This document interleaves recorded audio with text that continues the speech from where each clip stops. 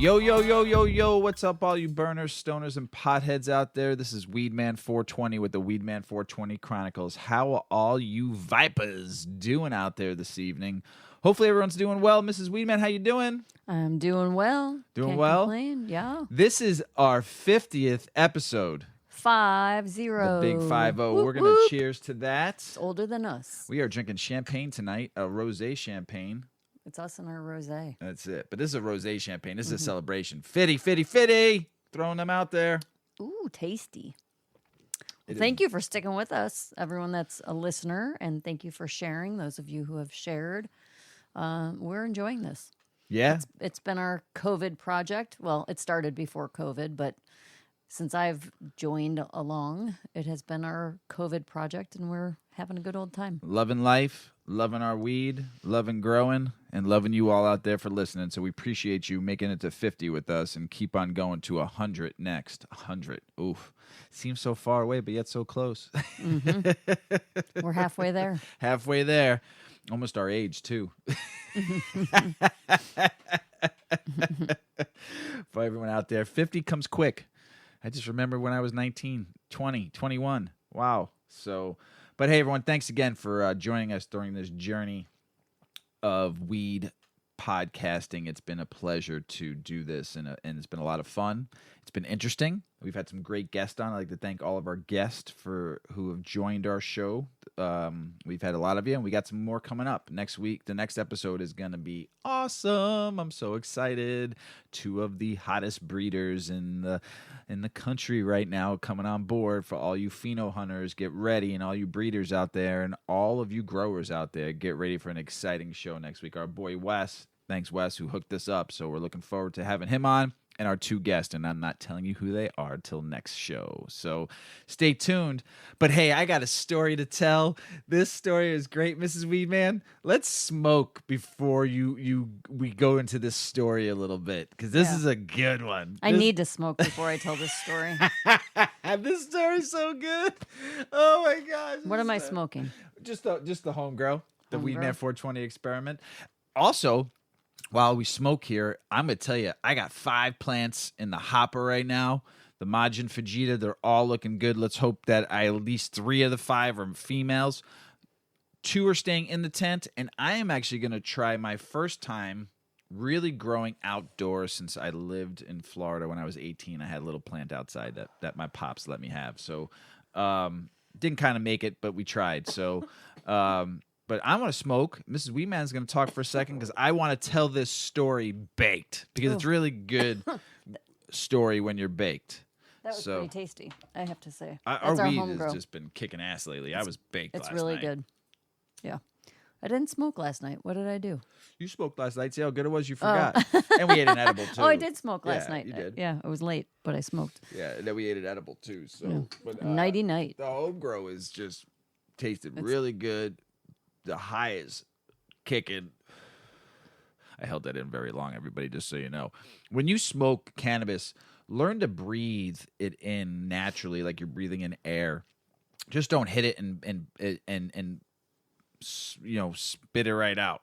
Smoke it in those lungs. Get it full in there. Breathe it in. Hold it in for a few seconds. Keep that smoke in there. Just keep it. Keep that Just hold it smoking. in. It makes the experience of cannabis smoking so much better. I've learned that over the years. Some people just take a hit and blow it right out. I can't hold it very long Yeah, your lungs. because of my lungs. Yeah, I but shouldn't be smoking. I try to suck that in, hold it in the lungs there, count to like 5-6 seconds, maybe 10 sometimes, and then just blow it out nicely. So the experience for me doing it that way, I feel it's a lot different, and you get the full effects of it all. So just learn to maybe we'll talk about it on a show one day. Maybe we'll have some people on. We'll all smoke and test out our way of smoking and see how it works for everybody. But that's in future shows. Anyway, let's tell this story, Mrs. Weedman. Yeah. This is so good. So it was time for Mr. and Mrs. Weedman to get new phones. We don't upgrade technology very fast when new stuff comes out. How old are our phones? Ours were 8s. Yours was I had a 7. 7. You had an 8. I had an 8. So it was time. And we were going to wait for the 13. I do it all the time. Mrs. Weedman laughs at me. I do it all the time. Oh, let's just wait for the next one. Well, now 13 is coming out in September. So we were like, what, 7? Yeah, no. Five, I'm like, I'm not waiting. Yeah, we're I'm not waiting. 5 editions. Finally, we get it. So we got the 12. And I tell you what, it's a very good phone. I like it. I'm an Apple guy. I do like the phone a lot. I'm glad we went. I thought I was going to miss the button. I don't. I mean, it took me like 2 hours to really learn it all. And I was like, Mrs. WeedMan, this phone's dope. The funny thing is, Mrs. WeedMan didn't get hers the same. Wait, hold on. Backstory. I will. I'm going to tell the backstory. Mrs. WeedMan didn't get the phone the same day I did. She was supposed to. So now here's the story. We go to the store. We order our phones. And they have a service. The service is someone comes and delivers your phone, hooks it all up in your house, shows you how to use it, and sees if you're good, and then they leave. Okay. And that's because the store didn't have the phone in stock. Right. We went to the store, they were out of stock. The option was go home and order it, or we'll order it for you and deliver it. We're like, all right, let's give it a try. Really nice service. Yeah, great. It was good. So the service at the store was good. The service at home... When the gentleman came to the door with my phone, and we don't understand why Mrs. WeedMan didn't get her phone the same day as me, at that time. So the gentleman comes in. I'm not going to mention his name because I don't know if he'd like me to or not. But he comes in the door, very friendly. Comes in, comes to the kitchen counter. He pulls out the phone. I'm like, I got the blue one. So we started working on the phone. So Mr. WeedMan as kind of how I am, as we were talking, and he was really good at what he did. So I want to give him a tip, but I'm not going to give him cash. So I asked him, I said, hey, do you partake? And he looked at me. I said, do you smoke weed? Do you use cannabis? And he looked at me. He goes, oh, yeah. I said, well, I'd love to show you. I said, I smoke a lot. Mrs. WeedMan smokes a lot. We mentioned our podcast. He was pretty intrigued about our podcast. He was a podcast listener. So we got him hooked up on Spotify. And then I said, well, I'm a grower too. Would you like to come downstairs and see my setup? And he's like, oh, yeah. So he went downstairs and showed him the setup. He took a picture of it. He was super smiling. I'm like, dude, this is really easy to do. Get a med card. You can grow 5 plants. So give him a little history. And then I said to him, listen, I just got done growing. I got a whole, do you smoke or do you eat edibles? He goes, oh, I like everything. I said, perfect. So I took him over to my closet where all my jars are at, and I pulled out one of the jars. I said, come on upstairs. I'll show you some nugs. You can pick out a nug if you want, or 2 or 3. And he was like, seriously? I'm like, yeah, man, this is my tip to you, is to thank you for coming to my house, showing me how to use my phone, this old timer, how to use the phone. So I gave him like 3 really nice frosty nugs and put them in a jar, gave it to him. And I said, hey, I got some edibles over here. You want to try some edibles?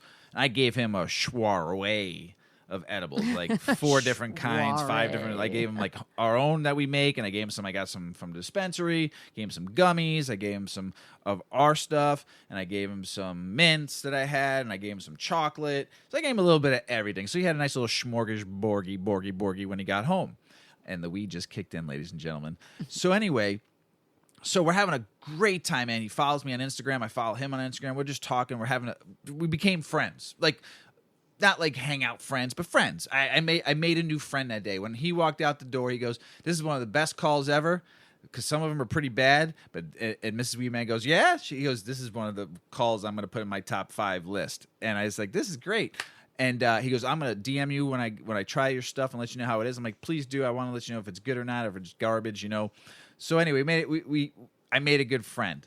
And he left, and we connected on, DM'd each other after you smoked. He said it was great stuff. Thank you. You made the call so much better. So that's my experience with getting my new phone. Mrs. WeedMan. Yeah. What happened to you? Well, my phone was scheduled for a different time to be delivered in the same day. It's weird. I guess they just assume we're home. So it didn't show up. So then I called customer service, which we all know that a customer service call is not quick. You explain your story 10 times, or now it's just all automated and they just voice prompt you to the next step. So frustrating phone call. Ended up that my order wasn't placed. Go figure. So I had to reorder my phone, which then this representative gave me a link. I took the link, I order the phone, and my phone comes on Wednesday. Well, the guy shows up, takes the phone out of the bag, and now I'm thinking, Mr. WeedMan had this awesome experience. His guy was awesome, right? Like, he should have just stayed and had dinner with us. He was great. My guy takes nice guy, nothing wrong with the guy, but takes the phone out of the bag, and he's like, well, ma'am, the seal on this phone is open. I just want you to know I didn't open it. They just sometimes open. I'm like, so what does that mean? Well, I'm like, so would you take the phone? So you're saying like it's not factory sealed. So how do I know someone didn't buy it and return it, right? And he's like, well, it's up to you. Like avoiding really answering my questions. Okay, so if you got it, would you keep it? I don't know. You can take it back to the store. I'm like, well, wait. I can just not accept it. And he's like, oh, no, you bought it already. I was like, all right, great. So then I have to take it back to the store and dispute it. Whatever. Let's just move on. Open the package. Let's get to this. We open the package. What is it? The wrong freaking phone. It was the Pro Strike two. Max, so it's huge. It's like the size of a brick phone. And again, now I have assumed that this is my phone, right? Because it's come to my door and I let the guy in my house. So now it's mine. I own it. And I have to argue if I want money back for the phone I didn't really want. Oh my God. So, geez Louise, night and day. Nice enough guy. He sets my phone up. I'm just like, I'm just done. I'm done with the whole customer service thing. It's not working for me. I'm excited like because we in the same house had this completely opposite. I called you like maybe like 2 hours after I experience. had to ask you how it all went. Yeah. And you were like, Meh. exactly. I'm like, you didn't have the same experience. You didn't have. First, I said you didn't have the same guy. I was You're so like, excited. yeah, because you texted me. What was Is his it going to name? be the same guy? I gave you his. Yeah. You were all excited. You thought it was going to be the same experience, and you were like miserable on the phone about the whole thing. You told me everything that happened. You were miserable. The first thing I asked you was, did you offer the guy weed? And you're like, no. We didn't get there. Mistake number one. Well, you didn't offer it in the beginning. You offered it when there was some rapport, and you were Right, happy because you got your correct phone on your correct day at the Right. correct The guy time. was really good. In a sealed package. He was very nice. Nonetheless. He was very customer Yeah. friendly. Yes. So you had a shitty experience to begin Yeah. the week. Nice guy. And I had an amazing experience. So strange. That so different. Just so different. So like multiply that by the millions of people that experience the same thing differently every day, and look where we are. I was all smiles. But do you like your phone? Yeah. It's good, right? Yeah. It's a good phone. It's not that big of a deal. It's a good phone. That's all I got to say. It's fast as hell. I That's did for sure. use it for important photos today for a project I had, and I will say, like without a single edit, they were good photos. You got the 3-banger though. The three camera. lenses, right? Yeah. I only got the 2 lenses, but I That don't was take a lot of pretty good. pictures. I'm terrible at pictures, so but good. Well, I'm glad the experience now is better than how it all started. Yeah. Night and day, people. Night and day. Oh shit. The disconnect between cannabis companies and consumers. Now, I read this and customer service to me is very big, as we just explained of both of our experiences. And companies today need to need to bring it back. It's all about the experience. It's all about stories. It's all about and I think companies are losing that experience, that personal touch with consumers, and cannabis companies are no different. It's not that I'm saying that it's bad, but the culture of the burners, stoners, and potheads is different today than it was, I would even say, 10 years ago, 5 years ago. Before you saw cannabis, maybe in some states it might be different, but in states like now, I'm seeing like Illinois, the culture's not there. And to bring consumers into your company, you have to have a good story. You have to have good experiences. You have to make them believe in your product and believe in what you're doing. Because to me, I want the story. I want to know that it was someone who started this in their house and was not just given a bunch of money to start a company from banks. They went from the bottom up. And to me, that's more of a consumer experience, because a lot of people can relate with that than someone just having $1 billion and investing in cannabis today, and then here it is, I'm just in it for the money. So I know you are big with customer service. Mm-hmm. You do that for a living, just like me. Mm-hmm. And you give 100%, even when you don't want to. You still give 100%. I do. Great experience. Great. You take I don't pride. I don't let my feelings engage in a negative way with Right. my clients. Right. And to me, I'm the same way. my word is my bond. I'm gonna say I'm gonna do something. We're I'm gonna do it. accountable. We put out the fires. Right. We make our clients feel trusted. And I feel for the bud tenders of the world because they are the experience today. Probably some of the hardest working people in the cannabis industry. And I think they're the only ones that can bring that experience to the consumer at the dispos and the culture. And I don't think they're allowed to, or actually, I've seen bud tenders do a great job high-fiving, shaking hands, being interactive, but it's now just like herding cattle through dispos to get them in and out. There's no customer relations where it was when I started going medical. And the storytelling and Right. And I always look at it too. There's a lot of unknowns in cannabis. There's a lot of people that have only bought weed from their local dealer and they just got what they got. You know, they might say, hey, give me an indica or give me a sativa, right? They didn't even say that. Right. You just get what you get. Right. I don't know how that happened. You got a bag for me? Yeah, I got a bag for you. Is it good? Yeah, it'll get you real high. Okay. Right. I remember I bought it from somebody. He gave me 3 types. He goes, you want good, great, unbelievable. Yeah. And I was like, I want unbelievable. Unbelievable, of course. Right. He just used 3 expressive That was words. it. I love it. So, and here's the thing too, though, with the black market, it might have been a little competitive, but the price was shot down to be competitive. Right. Today, in the dispo world, pricing is just out of control. Yeah. I mean, because now you don't have to go to your plug and be kind of like, you know, You just take what you get. Right. Or I'm going to be a little scared. I'm going to wherever to go pick it up. I don't know what's going to happen. It could be cops watching the place, whatever, or he's bringing it to me. However, delivery service, it's still kind of sketch, but you did it because you got a great price. You knew you were getting good smoke, or else you wouldn't be buying it from the same plug. He wants good, high quality product, and you were getting it for not cheap, but you were getting it Street good value. price. Right. Today, consumers are paying top dollar, and it's so expensive. Right. And I'm not gonna, so consumers are kind of like not the priority. And I think, like, you think about how expanded the user base is, right? When it was black market, for all of the reasons you just talked about, there's a lot of people that just didn't use it because they didn't like the process of getting it. Right. And then you've got people who just didn't understand it. You've got people who had stigmas towards it. And then people just who wanted nothing to do with it. Out of all those groups comes people who are now interested. And when they go to a dispensary, if that environment isn't there for them to feel comfortable and be able to ask questions, they'll still have issues with it, right? Right. Because they feel like it's kind of like that intimidation of going into a Starbucks when you don't know, you're not a Starbucks goer, and you're like, oh God, I just want a medium, whatever you say. And they're like, we don't have medium, ma'am. We have grande. And you're like, oh, fuck.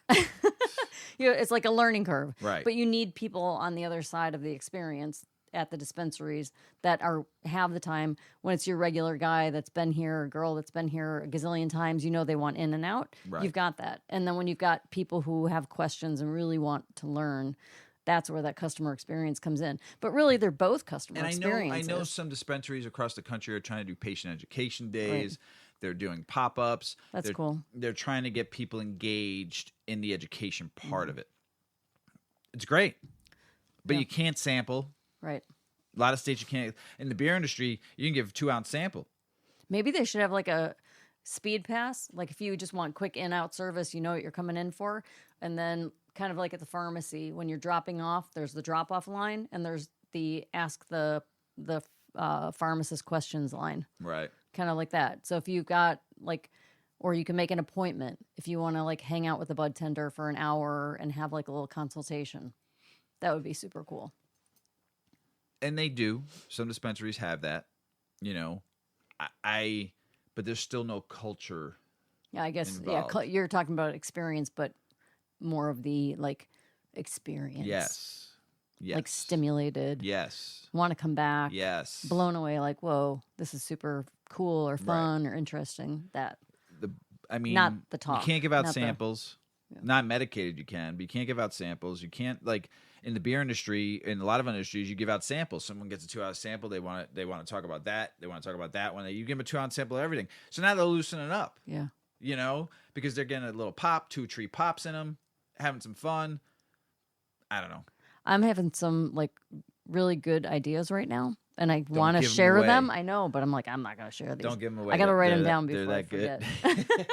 Notebook. Give me a pen. Give me a pen and paper. I got a notebook I've and got pen. ideas. The idea book for you. Oh, what did I smoke? You smoked. I'm telling you, It's the idea maker. That's that WeedMan strain. 420 the idea strain maker. is. DEA finally ready to end federal cannabis research monopoly. Agency notifies grower applicants. That's good, So we'll see what happens there. How long do you think we're going to be high for?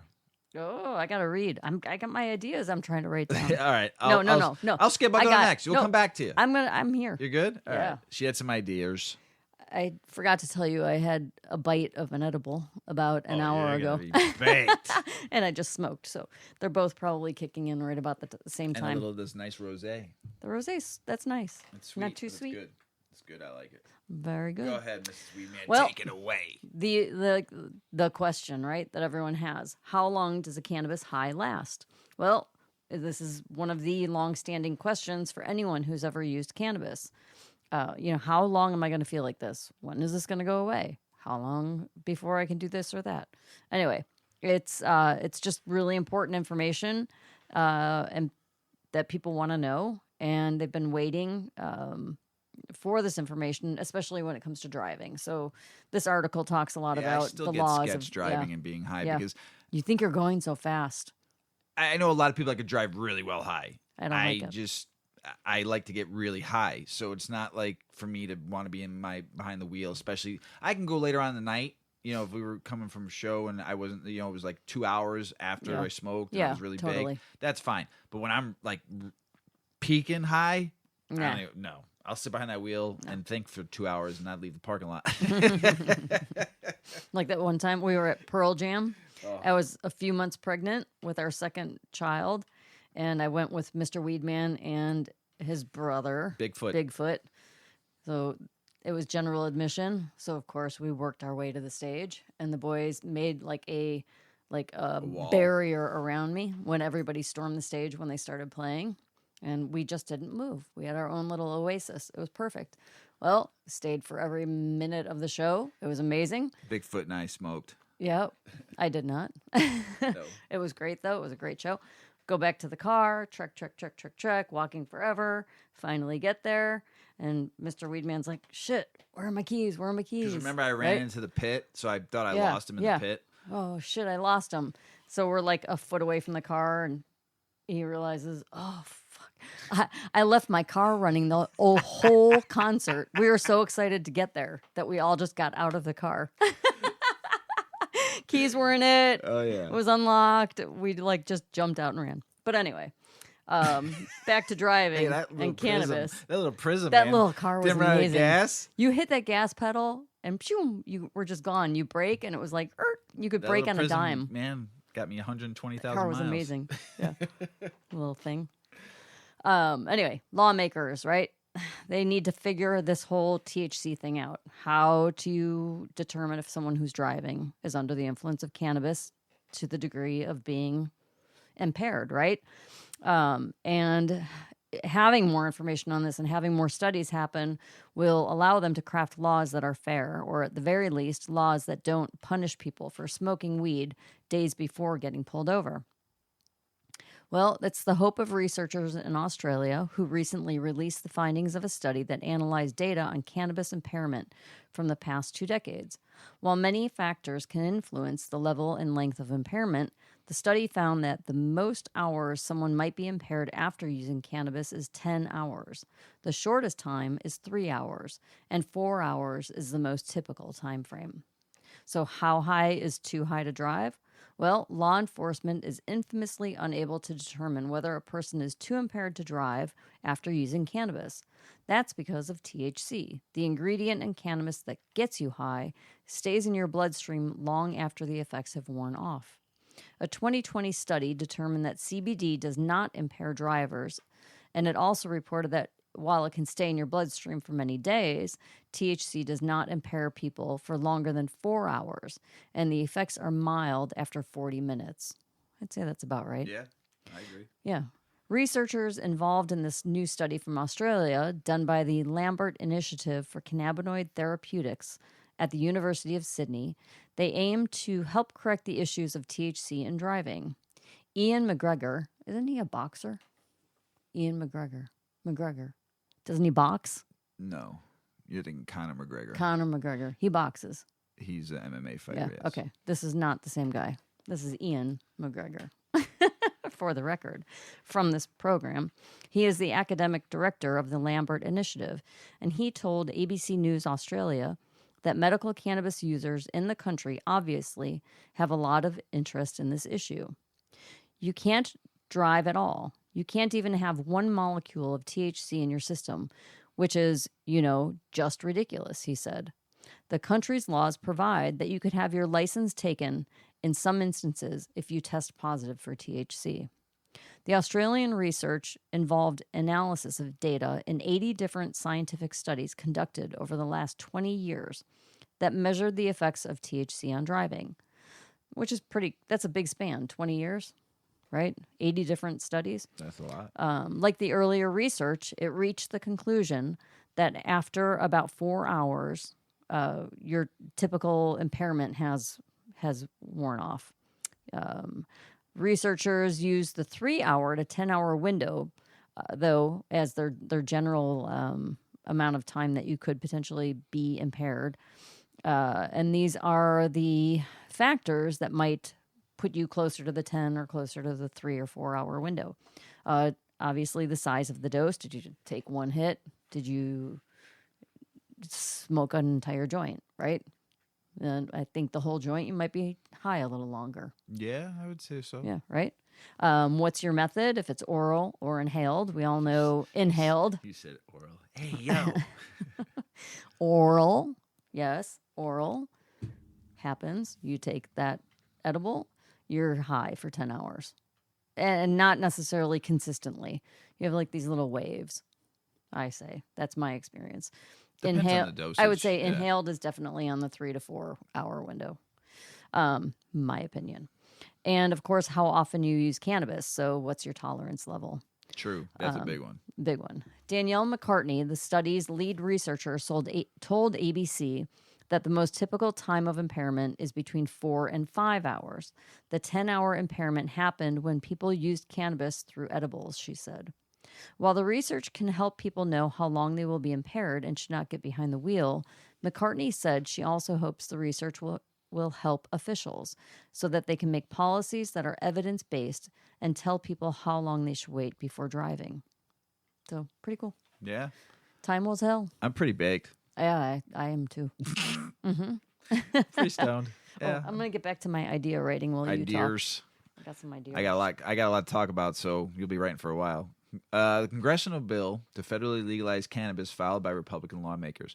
I've read a bunch of different articles on this one, and it was sponsored by David Joyce of Ohio and Don Young of Arkansas, and they want to deschedule federally deschedule cannabis with bipartisan proposals from both sides.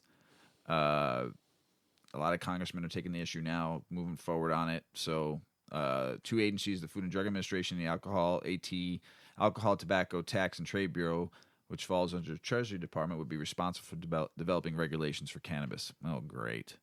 Those rules would be similar to federal rules regulating alcohol. The text of the bill states they would have to be issued within 1 year of enactment. So there's more there. The one thing they didn't do anything about social equity or anything like that, and also getting people out of prison. So that was one thing that wasn't written in this bill. So the rest of it's pretty good about helping the military to kind of like remove cannabis from controlled substance acts, allowing VA to prescribe medical cannabis to veterans. So there's a lot of good stuff, but they forgot one.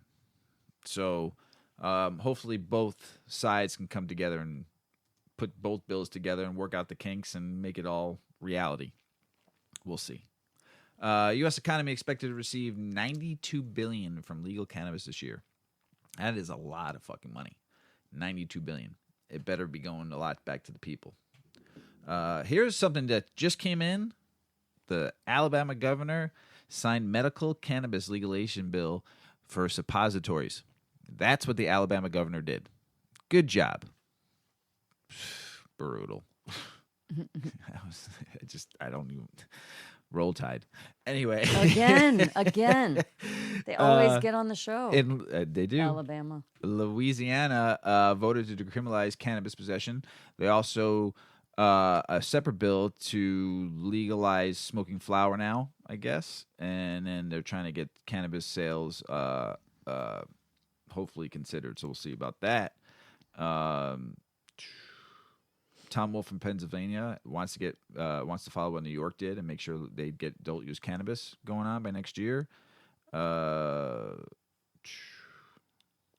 Missouri House of Representatives approved the amendment requiring regulators to disclose ownership information. Kind of cool. Mississippi, fucked up. Supreme Court overturns medical cannabis legalization ballot that voters approved. Tisk, tisk, tisk, tisk, tisk. Naughty, naughty, naughty. Mississippi. The voters approved it. And now I'm hearing that the people of Mississippi are now signing petitions to get the Supreme Court out, to vote them out, get them out of there. So you've screwed up. And then also there's Alan Russell, who we've talked about. He's getting a life sentence for 1.5 ounces of cannabis. Come on. Yeah, we've talked about him, remember, in a prior episode? Yeah. So it's just unbelievable. You have a college there that grows weed, Mississippi, that have been doing it by the government, the federal government, for a long time. So you're telling me that they can do it and nobody else can. Shame on you. Shame, shame. Illinois, they're saying that it'll blow past $1 billion in legal cannabis sales in 2021. And that came from the Chamber of Congress president. Over a bill. Montana governor signs cannabis legalization implementation bill, basically changing everything that the voters wanted. And but it looks like it's going to pass and all this stuff. But there's a lot of changes in the bill. So go ahead, Montana, read it. Colorado sold more than $500 million in legal cannabis in 2021's first 3 months. $500 billion? Billion. Just so far in 2021. Yeah, in the first quarter. Half. It's freaking a quarter. Quarter. So that means 3 months. Fucking A. That's a lot. 90 days. 500 Excuse my million. French. Here's the crazy thing about Colorado, though. They are banning Delta 8 THC. Another state. Because they don't know enough about it. Here's what you guys heard me on the last episode talk about Delta 8, so I don't want to go more into it. There's just another state. But here's one thing I'm going to end with that I thought about all week long after the last episode that I should have mentioned was, do you think everybody that fought for THC, all these people that have put billions of dollars into these states, are going to allow Delta 8 to come in and take over? Fuck no no. way. No. No And way. they're not making no money on it. Like I told you earlier, last episode, you tried to shove it in and try to hide it in, and look what happened. So I expect more and more states to start banning it. Arkansas, medical cannabis sales surpassed 300 million since 2 years program launched. For Arkansas, population is probably like 2 million, 3 million people. That's a lot of money. Getting high on Arkansas. Michigan cannabis sales increased 149% in April to 154 million. So all you people out there in the world that think that because Michigan has caregiver programs where people can grow and also they can grow 12 plants, they did 154 million. Wait a minute. One city. No, the state. No, I know. You're talking about a state. Yes. But you also just spoke about Denver. Not the state of Colorado, just No, Denver, I talked about the city? I talked about Colorado. The whole state. The whole state. Phew. Like, wait a minute. And then Michigan is getting its first cannabis consumption lounge, and it's coming to Ann Arbor. Pretty cool. It's going to be attached to a dispensary, I believe. That's going to be cool. Yeah, that's what needs to start when happening. that time comes. Yeah, don't serve alcohol. Just have smoke and serve cool Or drinks. even if they have like a space outside where you can smoke a joint. Just like you got smoking cigarette spaces. I know some places let you do that, but just few and far between. But no, just a full license to be able to do that would be dope. Miami. Now, here's the thing. Do you think Miami sells cannabis legally? Dispensaries? Would you think they would? Miami? No. You don't Florida's think they would? only medical. Right, but do you think Miami would have any dispensaries in the city? Like if they could? They are allowed to. Do you think? But do you think this is Miami we're talking about here? Yeah. They don't. That's insane. Crazy. And Miami's being sued for not allowing cannabis dispensaries right now. But they are medical, so they could have... The whole state's medical, yes, they could, but they don't allow it. Just like in Illinois, there's certain municipalities and stuff like that don't want it. They don't have that county, to have it. that city. Right. That's nuts. Yeah. You know how much money they would make off of that? So stupid. Massachusetts mayor that we talked about way on, I think it was the episode Suits, Schemers, and Scandals. Yeah, that was like one of my favorite episodes we did because there was a lot of shit we fucking talked about on there. It was kind of funny about corruptness in the industry. And we talked about him. He's a former mayor of Fall River, Massachusetts. On Friday, was convicted of corruption after prosecutors allegedly he engaged in a bribery scheme in which he solicited payments from cannabis companies in exchange for permission to do business in the town boundaries. Ex-mayor Giselle Correa engaged in old-school pay-to-play political corruption. Busted. Bad boy, bad He's boy. going down. He's going down. In all my life of smoking and loving cannabis, the names of cannabis have changed so fucking much since when I started smoking back in the day to today. I mean, most of the stuff we got didn't even have a name. But when we started hearing names, it was like, oh, yeah, I want that. And you would hear it again, you're like, oh, I want that. You know, we used to get this strain called the O Bud from Oregon, and we used to call it the O, and we used to get baked off this. It was all outgrown. This was like 95, 94, and that bud was the shit. There was a strain called the Dr. Who's that we smoked and that we loved. There was a lot of, and that's when I first started hearing certain names. And then now it's fucking out of control. Mm-hmm. Like, piss yourself in the morning weed is the name. That is? No, it's not. How about the lazy peer? Yeah. Has anyone else ever seen a lazy peer? We were coming back from a festival that was mighty fun, and there was a carload of us in an Uber minivan. Baked. Yeah, we were pretty baked. Driving past a park and going slowly, you know, like 20 mile an hour speed zone. And I look over, and there's this dude, like, just laying on the ground, peeing. Like, he just got his shit out of his pants just well enough that he could, like, meow, like a fountain. And didn't move a budge. He didn't move. No, he's just, like, normal day in the park, peeing, laying down and peeing. On the side. So one of the guys in the car with us, I point out, I'm like, look at that guy, he's peeing. And he's like, he's a lazy peer.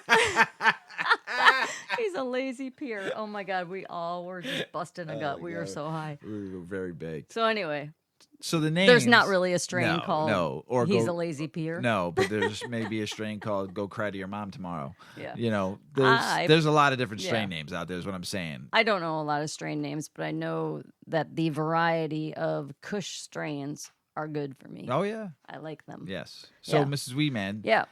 Tell me some names of some strains here. Yeah.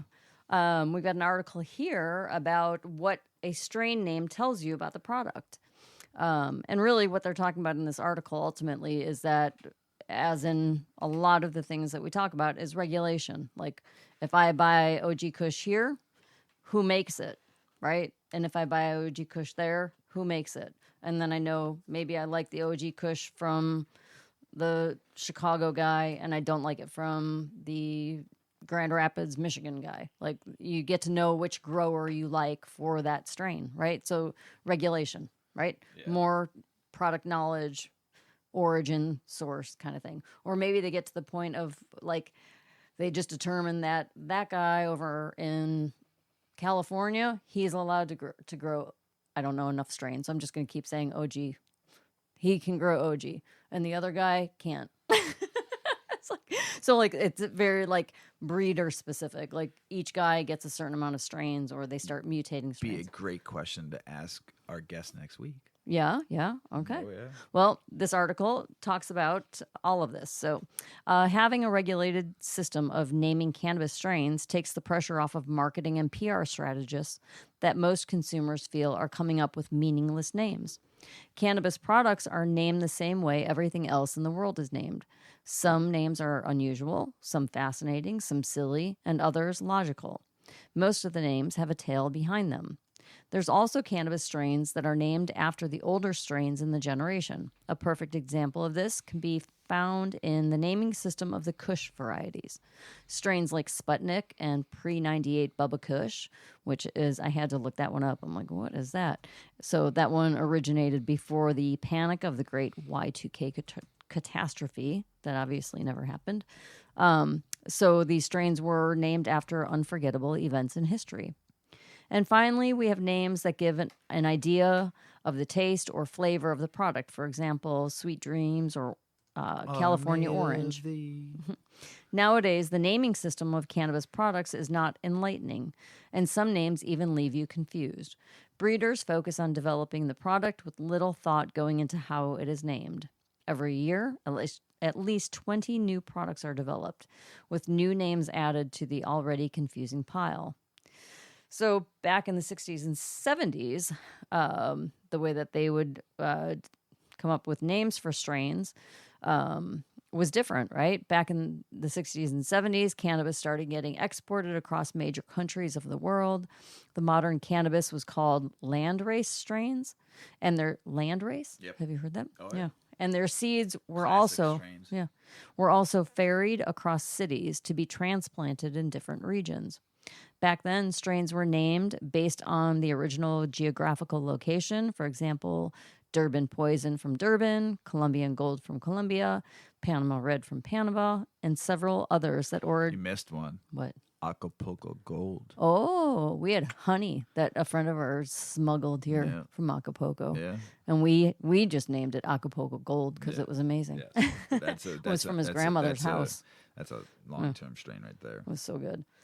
Panama Red from Panama, and several others that originated from Afghanistan, Central America, Mexico, and Jamaica. When breeders began to crossbreed these strains, the genetic diversity of cannabis was born. The crossbreeding of these strains was done to satisfy the consumer's hunger for better effects, new flavors, and aromas, and just to satisfy a farmer's curiosity. Some breeds were developed coincidentally. Although many of the breeds are now extinct, their void has been filled up by newer hybrids that have been created over recent years. So currently, there is no international system for naming cannabis products. The name of a product is up to the breeder and the marketing agency in charge of promoting the product. The most common method being used by breeders in the country now that a name is crafted by combining the names of parent strains. A good example of this is Triple G strain. The parent names are Gorilla Glue and Gelato 33. Yeah, you know the glue company? Yeah. They put a lawsuit claim on. Did they? So now that's why they call it GG Oh. instead of Gorilla Glue because they got because of that. Yeah, that company. Screw you. So Triple G is Gorilla Glue. Oh my Lord, I can't get my G's out. Triple G, yeah. Triple G is a mix of Gorilla Glue and Gelato 33. So they combined it to make a Triple G. Pretty cool. Some strains. What? Some strains are named after a particular person as a way of honoring them. For example, the strain Ringo's was gift named after one of the best CBD strains named Ringo. You just smoked Jack Herrera? Yeah, that's the next one. Oh, sorry. I didn't mean to steal your thunder. Well, no, that was another one that was named after a famous cannabis activist. Like the early methods of naming strains, breeders still use the effects of a strain to name it. An example would be Blue Dream. When a customer sees a product named Blue Dream, the first thing he or she might think of is a dreamy, sedative state of mind. More often than not, breeders name a product after its morphology. For example, Purple Kush was named after its intense purple-colored leaves. I like Purple Kush. Yeah. The White Widow, on the other hand, was named after the abundant white trichomes present on its flowers. I like White Widow, too. A few strains have been named after celebrities and other icons for their market reach. A small sampling includes Khalifa Kush, named after Wiz Khalifa, and Margaret Cho, or has a strain named Margaret Choji. I like that. She's a comedian. She's funny. But a large percentage of product names found in the market are random and meaningless in a way. Some breeders have claimed that these random names have hidden stories behind them, but regardless, these names hold no significance to the consumer. Bummer. So like you're saying, the experience, right? Like the story. Yeah, These don't have stories I remember behind the first them. time, I think it was 91 when someone gave me the Chronic. I was like, this is like the real shit, the Chronic. And the guy's like, yeah, I got it from California. I was like, what? Get the fuck out of here. And then I remember the first time I tried AK-47 in 2001. And the guy told me this is going to go right to your head. And it did. How do you remember that stuff? Because I remember the first time I smoked weed. Do you get a pen and paper and write it down? I have a good memory. Thanks to cannabis. It's crazy. So Some thoughts on the creation of a naming system. These people just feel like it needs to evolve, and it needs to evolve globally. As more states adopt the use of legal cannabis, there will be an increase in the number of newly developed strains. The cannabis industry will be better understood if the names of the products are consistent and regulated, or better still, if the names of cannabis strains become specific to a breeder. So that's what I was saying earlier. I think that would be a little weird. This way, the products can be easily traced to the producers with just their name. Another option could be for a producer to attach their name as a prefix to a product's name. This has been observed in states that have legalized the recreational use of cannabis products. For example, Emerald Jane's Blue Dream. So Emerald Jane's is the cultivator, right? Blue Dream. And Artisan Blue Dream. Some other ways the naming system could be regulated in the future could include abolishing the names of all strains, having a recognized... Why? I don't know. I like go piss on myself in the morning. Oh, God, that's awful. Get out of here. Have a recognized system for naming cannabis strains. It could be dependent on their effects, their usefulness, or their cannabinoid content, and each state having a regulated naming system. All in all, the names of the strains just need to get consistent enough to guarantee the same effects whenever products are purchased and wherever they are purchased. Having a regulated system of naming cannabis strains takes the pressure off of marketing and PR strategists that most consumers feel are coming up with meaningless names. Always confirm the source of your product before you consume it. Don't forget to always procure your weed from respectable dispensaries. And this way you will know your product is what the name inscribed says it is. So shop smart. I remember the first time I tried White Rhino. You do? I remember the first time I tried Blueberry. How do you remember? The first time I tried Rhino Berry.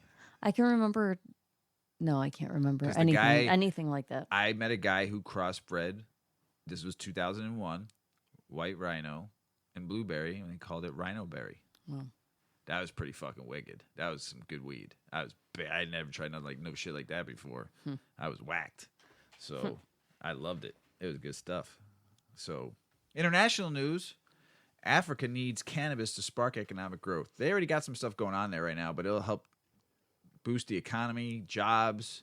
They can export to everywhere. I mean, they're like central. I mean, that'd be great for them. So good for you. Keep on growing. China bans cannabis cosmetics, yet remains a huge hemp producer. So fucking weird. Just doesn't make any sense. I ain't even going to read anymore. Norway looks to decriminalize cannabis. Good for you. I hope they do. South Africa proposes new cannabis bill. I can't think of Norway without thinking about the world's worst jails, prisons. That place wasn't that bad. No, it was like going to IKEA. It was, everybody had like a fancy decorated room. Okay, back to your story. The plan is aiming at transforming cannabis into a viable South African business sector, has been released by Department of Agriculture. Well, they're trying to move it forward, which is great. I guess proposed regulations would be like possesses and prescribed quantity of cannabis plant for an adult, cultivate the prescribed quantity of cannabis plants in a private place. That's dope. Possesses and private prescribed quantity of cannabis in a public place. That's cool. Possesses the prescribed quantity of cannabis in a private place. That's cool too. Possesses in private the prescribed quantity of cannabis plants in a public place. Sweet. That's cool. That's dope. Hopefully they do it. What country was that? That was South Africa. So that was New Zealand company studying cannabis stunting disease. This was very interesting when I read this. It's studying like why cannabis gets sick and what's going on with plants, with yields, and they're according to the Ministry of Primary Industries, recently registered HLVD as a new plant pathogen in New Zealand to affect a medical cannabis research crop. Please don't let that out in the open. Like, don't even let it out. Yeah. HLVD has been prevalent throughout the United States, stunting yield as much as 40%. So when Kaya recognized one of the crops wasn't doing so, they acted.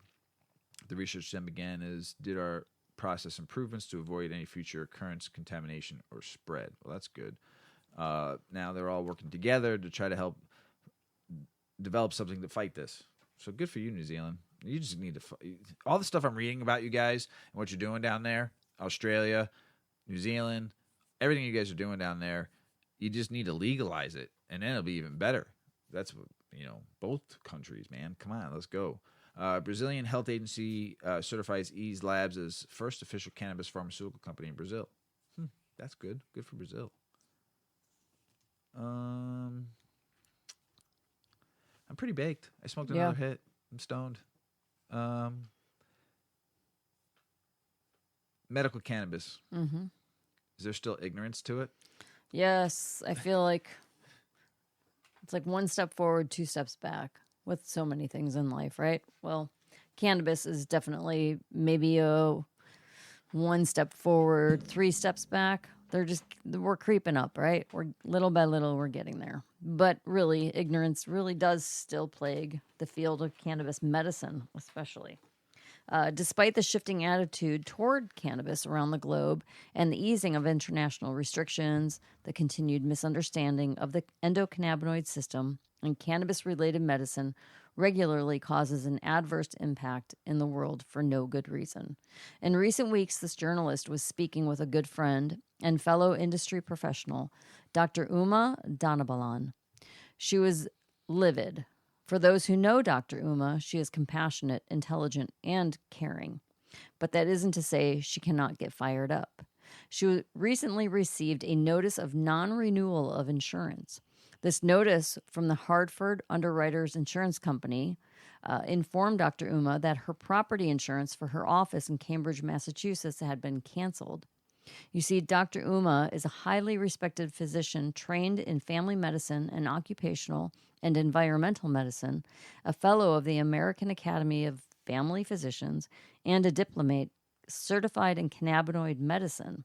She received her medical degree from the University of Medicine and Dentistry in Newark, New Jersey, did her family practice residency at the Medical University of South Carolina, Charleston. She got her master's in public health, occupational, and environmental medicine with a residency and fellowship in heavy metals from the Harvard School of Public Health. She has received the Resident Research Award from the American College of Occupational and Environmental Medicine for her research project, Occupational and Environmental Exposure to Lead in South India, and attended the 7th World Ayurveda Conference in Arogya Expo, where she presented cannabis and the therapeutic uses. Holy cow. She has also worked for Kimberly-Clark as Regional Medical Director for Asia Pacific. And many years ago, she founded Uplifting Health and Wellness and Global Health and Hygiene Solutions, LLC, with a mission to promote wellness and prevent illness. Listen to this quote from Dr. Dhanabalan. Cannabis is not an entrance drug. It is an exit drug from pharmaceuticals and narcotics. That's so good. Let me say that again. Cannabis is not an entrance drug. It is an exit drug from pharmaceuticals and narcotics. I read that to you when I was going over the episode, and you were working on your spot, and I was like, that's the whole show right there. I mean, right? Despite this highly decorated career, my goodness, that was a page of credentials. And that's not even what she's accomplished. I'd love to have her on the That's just her show. titles. I'd like to have her on the show. Holy schmoly. So if anybody knows her out there in the world, Dr. Dhanabalan. Yes, have her Come reach talk out. to us. We'd love to talk to her. Amazing. So, despite her decorated career in medicine and international recognition, the Hartford Insurance was canceling her property insurance for her Global Health and Hygiene Solutions office in Cambridge because the Hartford has learned from TotalHealthcareTHC.com, Dr. Uma's website, that her operations include cannabinoid medicine. But let's be clear, the letter does not allege that Dr. Uma was selling cannabis products on site or even using them on site. She does neither. She is merely a physician and medical consultant with a particular expertise in the well-recognized brand of cannabinoid medicine. It is scientifically established and deals with the most sensitive and perhaps the most powerful regulatory system in our human body, the endocannabinoid system.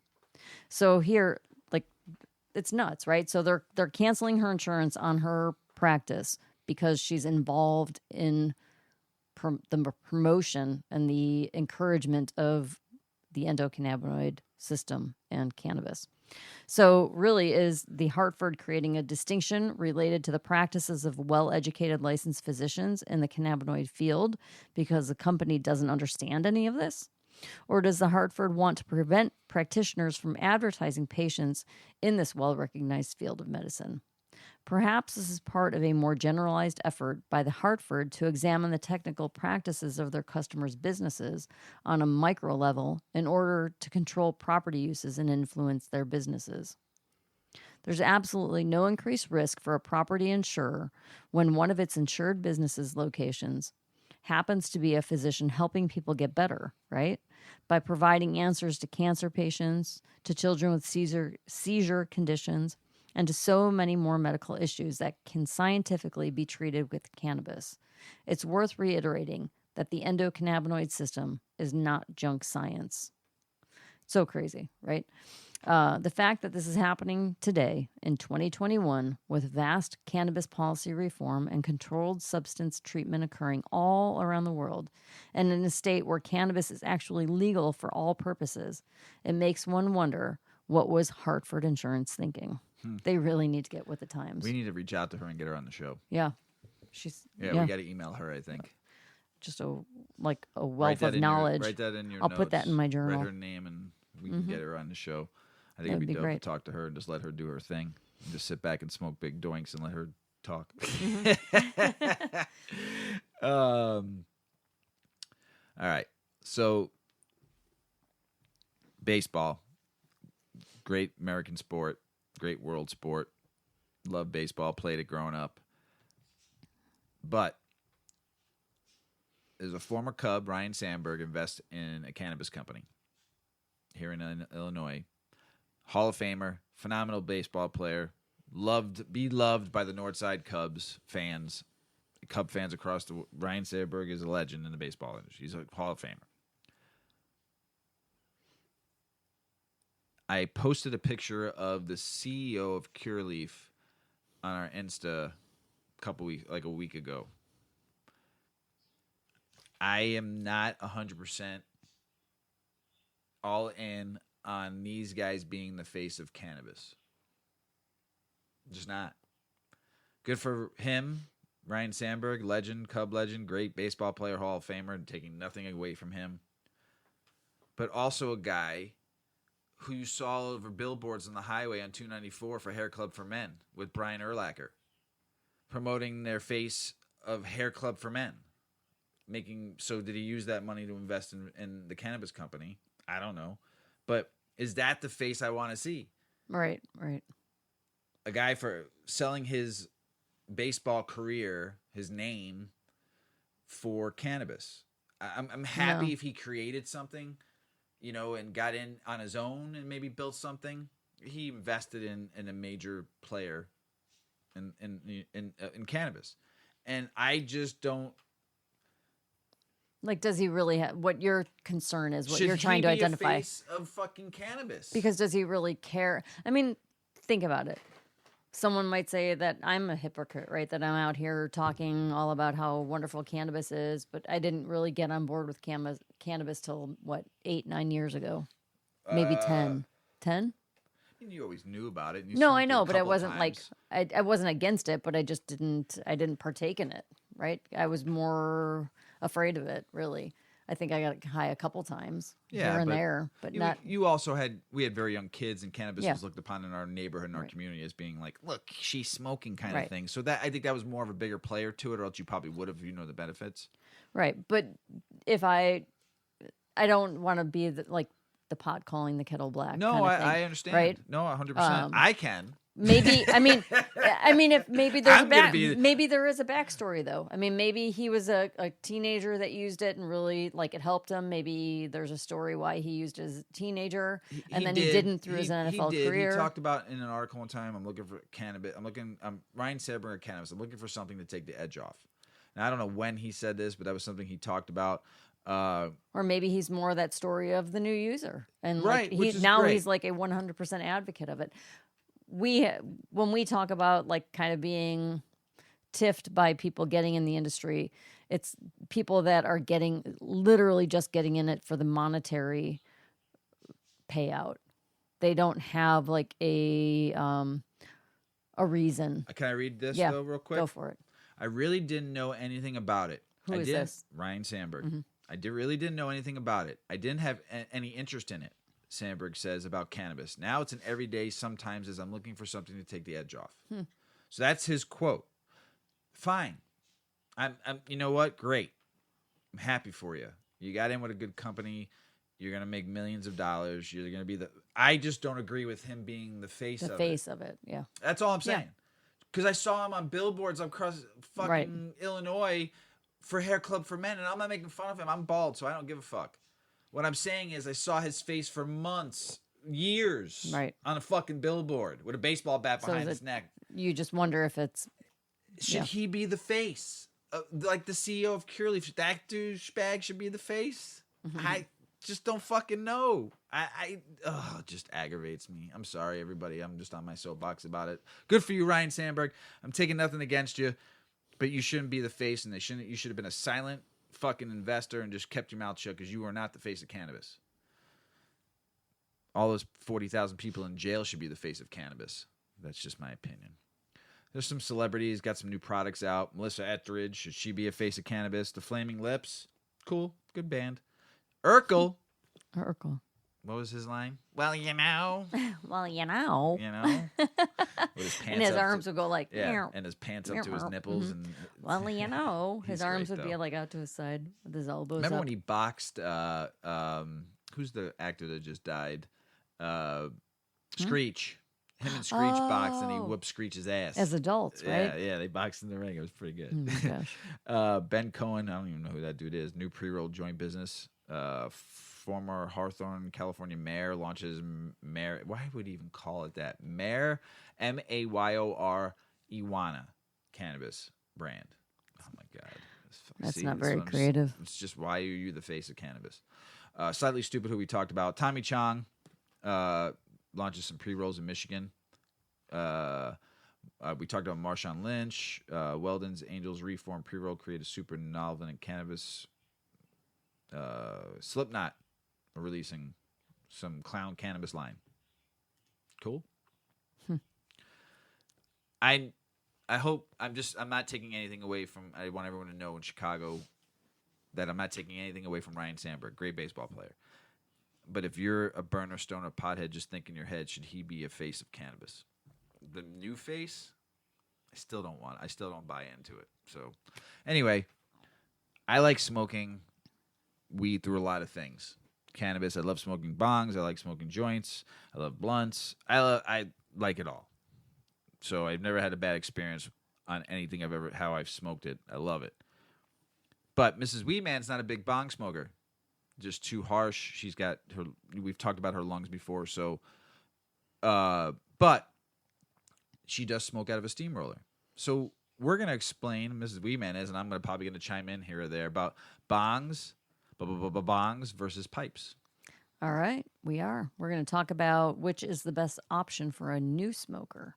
So, like Mr. WeedMan said, I smoke out of a steamroller. It's my absolute favorite apparatus.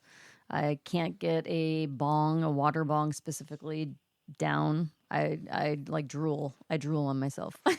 And we've tried many different sizes. I just can't freaking get. I can't get it. We got like a mini one. I don't know what I do. I end up like drooling out of the corner of my mouth. It's not pretty. I'm just gonna say. So, if I'm gonna smoke, I love it. I really do love a joint. I love sitting outside smoking a joint. That's fantastic. And indoors, I do like a steamroller. We have a clear glass one. And I love it because I can see how much smoke is there. I know how much is comfortable for me. So this article gets into some of that. Yeah, sometimes I overkill, right? It's like, oh, I just want more. So anyway, one of the most common questions all newbie faces have is, do I get a pipe or do I get a bong? So here's everything you need to know how to make that choice. As more people come to know the joy of cannabis, a looming question presents itself. What's better for new smokers, bongs or pipes? So we're going to break it down. On one hand, pipes offer total portability, ease of use, and discreetness. They're perfect for the on-go smoking. Then there's bongs, not as portable, but more versatile and easier on your throat. You're going to learn something, Mr. Weedman, that I think maybe you don't even know. What? Yeah. When I get there, if I don't see a what look on your face, I'll identify it. And I'm going to ask you a question. So wrong. Yeah. So what is a bong? The word bong is adapted from the Thai word bang, B-A-U-N-G, meaning I maybe didn't say that right, but maybe I did. I don't know. The meaning is a wooden cylinder or pipe cut from bamboo and used for smoking. Whether manufactured or homemade, the device as we know it stays essentially true to the definition. Its central identifying shape, the cylindrical neck, mirrors the robust cylinder of a bamboo stalk. The bong's neck, vessel, or tube connects to a base where water resides. Bongs are frequently custom made or homemade and come in a vast amount of shapes, sizes, and modifications, such as neck pinches or gravity chambers. Some bongs are just a straight blue tube that connects to a mouthpiece. Others have a wide base, like a beaker shape or spherical, and that connects to the tube. The only other essential parts of a bong are the bowl and downstem. Though most professionally crafted bongs are glass, homemade bongs can be constructed from any vessel that is both airtight and watertight by adding a stem, bowl, and carb apparatus, like aluminum foil and a 2-liter bottle. I made a pipe. We might have done that. I made a pipe out of an apple. An Yeah. apple, A pipe, yeah. a straw. I needed a knife, and I did the bowl on top of the apple, and then took the pen and put a hole in a hole, and I made a pipe. Oh, I've for us seen that. all. Yeah, I made a pipe. I mean, for us all. And I'm not handy at all. And I toilet made it. paper rolls. Oh yeah, I've done it all. Yeah, Cans. you could just take aluminum foil and Yeah, but that's harsh. I mean, that's It's not hard. Really, It is yeah, harsh. It's not really good to smoke out of No. like that. We used to smoke out of cans, beer Yeah. cans. Oh, all yeah, the time. yeah. All Cans the all time. the time. That was like, Yep. we don't have anything to smoke out of. We got a beer can. Yeah, I got hundreds of them. All right, let's smoke. Yeah. So all of the things that we're talking about, the homemade stuff, are pipes, not bongs. A water bong would be, well, I mean the 2-liter bottle with the straws and the foil. I've smoked out one of those before. You can make a water bong. Yeah. So anyway, pipes, for simplicity, nothing beats a classic pipe. Pipes are the fastest way to go from bag to buzz. Just toss a little piece in and light it up. They're also smaller, more portable in general. Perhaps one of the most appealing pipe types is the one-hitter. I think everybody has seen the classic one-hitter. It looks got like a 2 of smoke. them. It just looks like a cigarette, right? It's I have ideal for one that's- beginners. I have one that's like 20-something years old. Yeah, that thing is rough looking. That's rough. Mhm. They're ideal for beginners with a low tolerance. The appearance often mimics a cigarette, making it a stealthy option as well as a cheap one. This is not to sell pipes short. They are just as important as any other accessory in your smoking stash. They provide convenience and portability that other accessories just don't. We've all made the mistake of purchasing a cheap pipe available just because it's the cheapest one, but they're often too hot and residue will keep filtering into your mouth. That said, there are ways to purchase a higher quality pipe without having to invest a ton of money. In fact, there are very affordable options that will help keep you happy for a long time. In the higher end spectrum, pipes have a wide range of features, styles, and materials. But if cannabis is going to be a long-term companion, spending a little more can often open up a host of options. The best pipe not only features state-of-the-art filtration, but often includes features like sealable tops to prevent spills and built-in storage for easy cleaning. All right, bongs. Well, there's all sorts of bongs.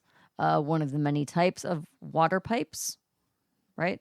There's different types. But bongs are the most common, and you will definitely encounter a bong along the way, even as an entry-level cannabis smoker. They may lack the ease and portability of a regular pipe, but they make up for it with so many other cool features. Water filtration makes smoke cooler and smooths the lungs, something that new smokers will certainly appreciate. So, Ice cubes. yeah. Make sure you put So, a ice water cubes in bong, there. again, picture kind of a beaker, right? A beaker of sorts, That's a my wide favorite to base. smoke out of, a beaker Yeah. bomb. That's like the first bong I ever smoked out of. I've Water smoked bong. out of a ton, but beaker bongs, Yeah. the best. Big wide base, water in the bottom, narrows up to a long neck that extends. You put your mouth on the end of that neck and down at the beaker portion. That was a pretty sick gesture there, Mrs. Yeah. WeedMan. Yeah, what you just did. Down at the base above the water line is a bowl, right? So anyway, that's a beaker, that's a bong, that's a water bong. That's you've seen that. If you haven't seen them in someone's home, you've seen them in a movie, right? Or in a head shop. Head chops, yeah. They're everywhere. So the water filtration makes the smoke cooler. That's the benefit of a water bong, is that it's cooling, it's vaporizing the smoke. So when you inhale it, it's not as harsh on your lungs, it's not as harsh on your throat, it's cooled down. They're characterized typically by providing that cooler smoke, and the filtered air hits your lungs easier, and they're nice to look at. They're visually typically appealing. They're pretty elaborate. I would have a problem if I could afford it. I would have a big problem. You'd have a collection. I'd have a nice collection because I've seen some pretty. I mean, you could buy a $10 sweet water ones. bong, and you could buy, I'm sure, a $50,000 I saw. one. Remember that's. I don't know if you were with me or not. We were down in Pilsen.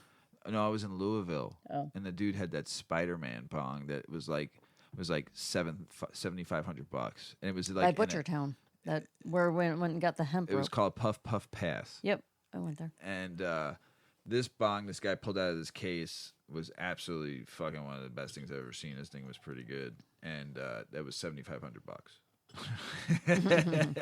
It was pretty. And it they'll was just one of a kind. Yeah, you can make a collection out of them for sure. It'd be. Yeah. I would be pretty bad. Yeah. But on the downside, bongs are much bigger than pipes. You can get pipes like we were talking about, the size of a cigarette, and bongs could be as big as a gigantic hookah. I mean, they can be huge. With that saying, you get what you pay for, and that holds true with any of your accessories for smoking. Smoking out of a bong not only feels smoother, it's visually more appealing, but it is definitely something that you have to learn. You fill up the chamber with smoke, you watch it disappear.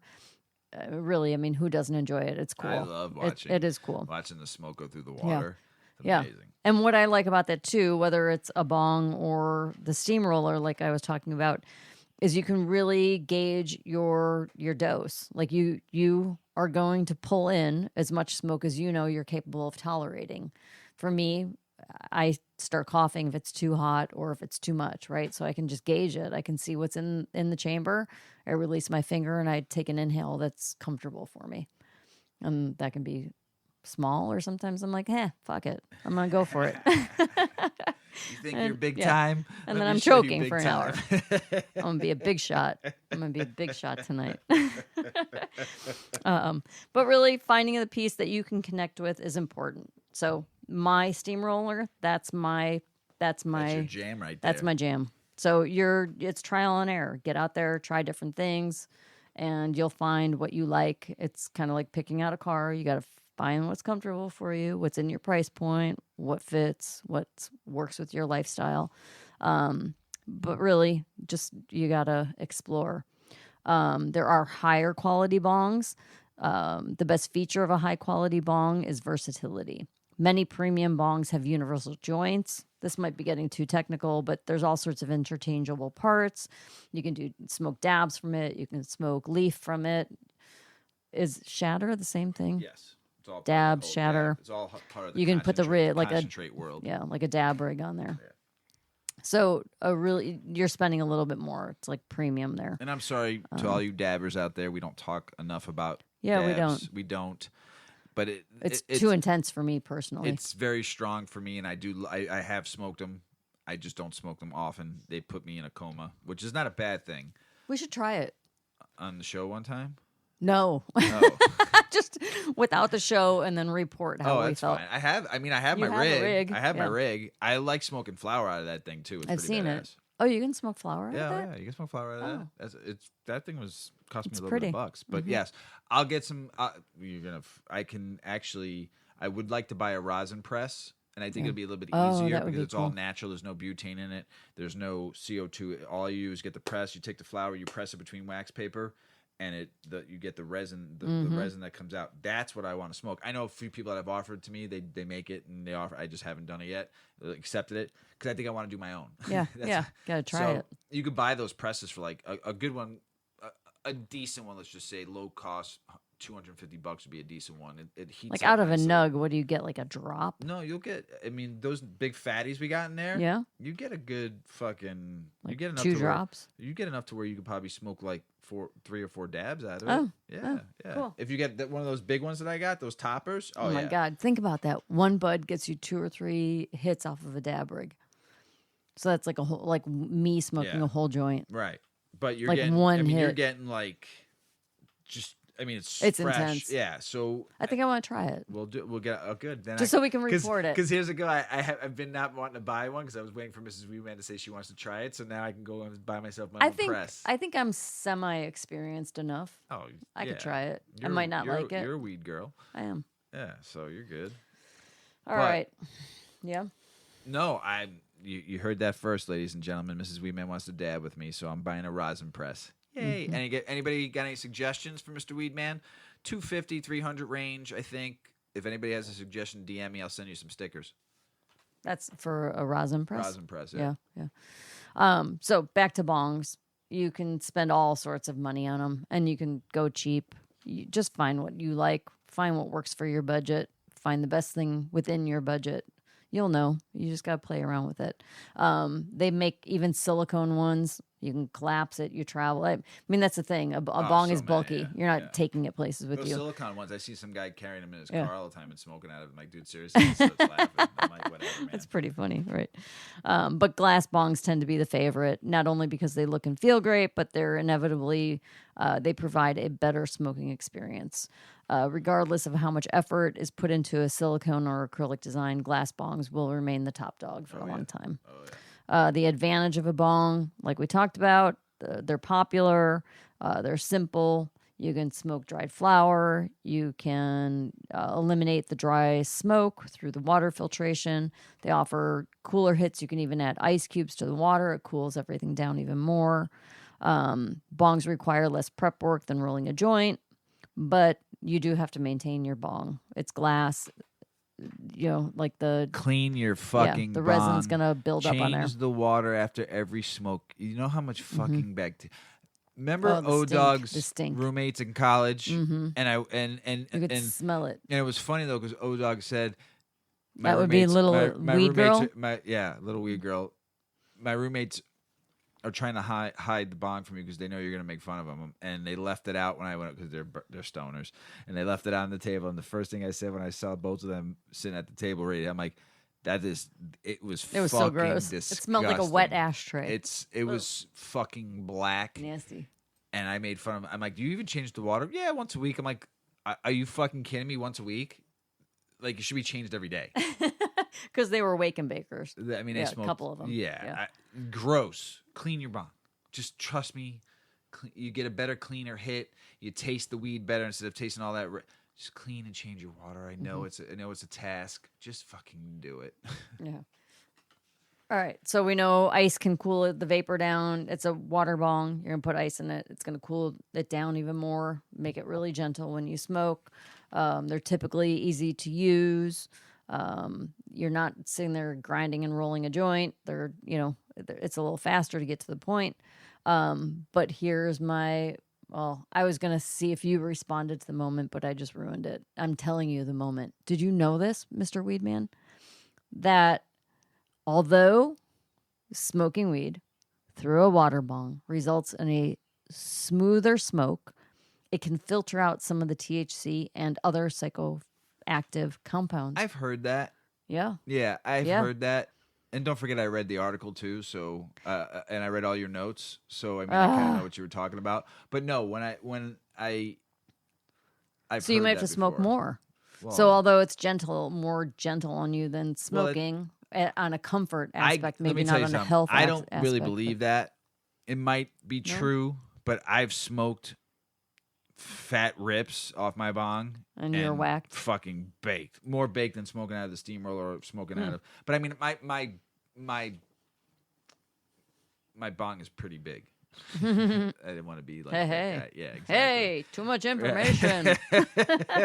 So it's the base is, it's a beaker, but it's a very big base. So I get a very big hit, and I fill it up with just enough water so you get an exceptionally big hit. So who knows? It's probably how much of the hit I take in. So it could be true. I don't know. You just rip on it hard. Oh yeah, big Yeah. fat Well, rips. then maybe they're right.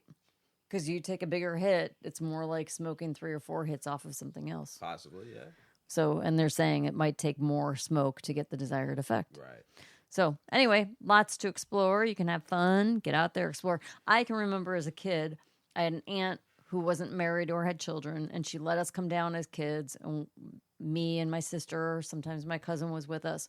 We'd have a girls' slumber party, and we go over to the alley, or I'm sorry, Bazaar, which was an old town in downtown Chicago. And Bazaar was like a kind of like a modern day consignment shop. Like there were different vendors and they sold things from like jewelry to like velvet posters and very 1970s stuff, clothing, art, posters, all sorts of people decor. wish that place was still open now. It was a head shop. But you had to look for the head shop items. So as little kids, we'd go to 31 Flavors. That was down in, where was Piper's Alley? Is that where Second City was? Yes. Yeah. And so we'd go there. There was a 31 Flavors. And we'd come back and we'd walk through Bazaar. And we'd be like, oh my God, what is that thing back there? I think that's for bad stuff. It was so cool. But it was such an event. It was super cool. So anyway, get out there and ice cream explore. and bongs is fucking great. Now you don't have to go into odd stores in the middle of the city Speaking and of wonder ice what cream, you're seeing. I want some now. I know. You talked 31 right? flavors. I want peppermint. You have it. Don't you have some in the fridge? We're going to check in a minute. Nice. Yeah. I know you were at Oberice. So anyway, you don't have to go into sneaky little shops to find bongs anymore. You can, like, next to my local Dunkin' Donuts, there's a head shop. Walk in. They're super friendly. Look around and shop and find the right pipe and bong. Yeah. I mean, it's fun. It's fun to try.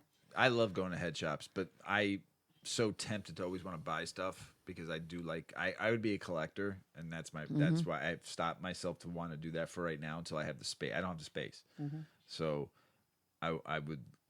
It's fun. I mean, there's such a wide variety of price ranges. You can get for $10. You could at least try something. And see if you like the feel of it and the manipulation of it. Spend the money and buy yourself a really. I'm not talking about spending $500-$600.